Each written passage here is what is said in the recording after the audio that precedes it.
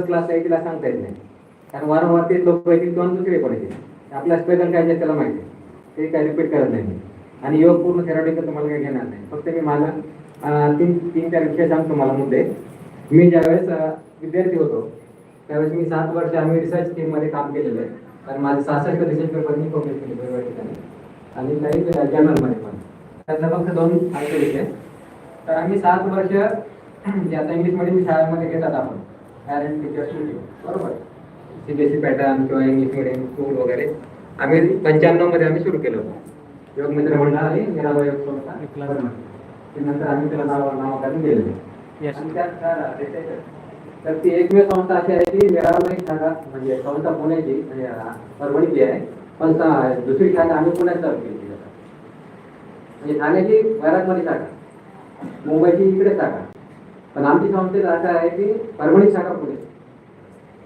जे आम्ही कार्य करतो सगळे डॉक्टर लोक त्याच्यामध्ये, आणि असं नाही की आयुर्वेदची पण आपण सगळे पाहिजे सगळे तज्ञ लोक PG पण आहे सगळे. तर त्याच्यामध्ये सांगायचं तात्पर्य असं आहे की मराठी मीडियम शाळा होती, तर ती 5वीचा क्लास आम्ही घेतला. सगळे सेकंड क्लास सगळे विद्यार्थी 50 ते 60 विद्यार्थी टक्केवारी. तर आम्ही 12वी पर्यंत आमचं त्याचा रिसर्च केलेला आहे. ते आवर्जून मी सांगतो नेहमी करता की 7 वर्ष आपण रिसर्च करताना त्यांना आम्ही खूप सोपं केलं की 24 तासाचा क्लॉक जे आहे आपलं घड्याळ, सकाळी उठल्यापासून दुसऱ्या दिवशी सकाळी उठेपर्यंत जे आपण करतोय तेच फक्त एका कागदावर लिहिलं होतं की डाव्या साईडला प्रश्नावली किती वाजता उठला, त्याने केलंय का, घातले का, संडास लगेच साफ झाली का, जेवण केलं का, सकाळी डब्यात काय नेलं ते. आता बरेच इंग्लिश मिडियम शाळेत सोमवारी डबा आहे, मंगळवारी आहे, बुधवारी आहे, त्यावेळेस तसं काही नव्हतं. मराठी मिडियम शाळा आहे. तर ते आम्ही सगळं पाहिलं.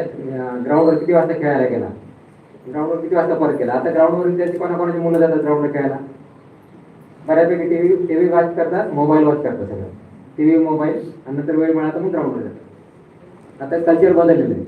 तर आम्ही 24 तासाचं क्लॉक केलं, करेक्शन केलं तर, आणि दर महिन्याला आम्ही मिटिंग घेत होतो. त्यावेळेस पालकांचा आमचा एवढा रिस्पॉन्स नव्हता, पण ज्यावेळेस त्यांना कळालं की मुलगा आपल्या टेस्टमध्ये पास होतं, गटात चाचणी वगैरे होती, तर हळूहळू त्यांचा ज्यावेळेस 12वीचा निकाल लागला तर एकही मुलगा सेकंड क्लास नव्हता. एक फक्त फर्स्ट क्लासमध्ये एक विद्यार्थी, सगळे डिस्टिंक्शन होते बाकीचे. असे 120 विद्यार्थ्यांचं ते रिसर्च आहे, आणि त्या रिसर्च टीममध्ये मी विद्यार्थी असताना काम केलेलं आहे. माझे MD होईपर्यंत माझं ते काम केलं होतं.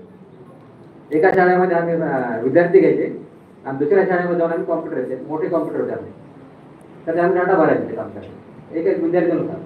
आणि महत्व आहे त्याच्या नंतर स्टॅटिस्टिक्स अनालिसिस केलं, आणि बऱ्याच ठिकाणी आम्ही रिसर्च पेपर पब्लिश केलेलं आहे. तर सांगायचे एवढं की मुलांना कोणाला वाटते की माझा मुलगा गाढवणी गावा, कोणाला वाटत नाही. कारण अगोदर सगळ्यात आपलं सगळे 5 जे आपण म्हणतो पांडवाचारी सगळे रूम एका मुलामध्ये असावे. तर ते मुलं सगळे डिस्टिंक्शन होते, फक्त एक विद्यार्थी फक्त फर्स्ट क्लासमध्ये आला होता. जे आपण घेतोय आपण पूर्ण दिनचर्या, ऋतुचर्या किंवा योग, आपण जगाला शून्याचा शोध आपण दिलेला आहे, बरोबर. योग आणि आयुर्वेद आपण जगाला दिलेलं आहे. आता बरेच ठिकाणी आता फॉरेन कल्चर येते.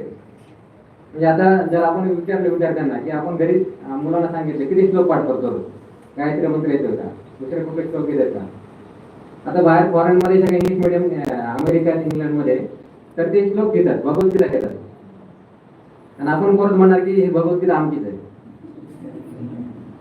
आम्ही नाही पाठ केली म्हणून ते लोक येऊन करतात. मॅडम जे उदाहरण दिलं बाहेर फ्रान्स आणि येतात ते ध्यानासाठी करतात, पण आपल्या ऋषी म्हणून जे केलेलं आपल्याला आपण वेळ मिळत नाही, सगळ्यांना वेळ मिळत नाही. पण बऱ्याच पेशंटला सांगतो की स्वतःसाठी 20 मिनिटं द्या.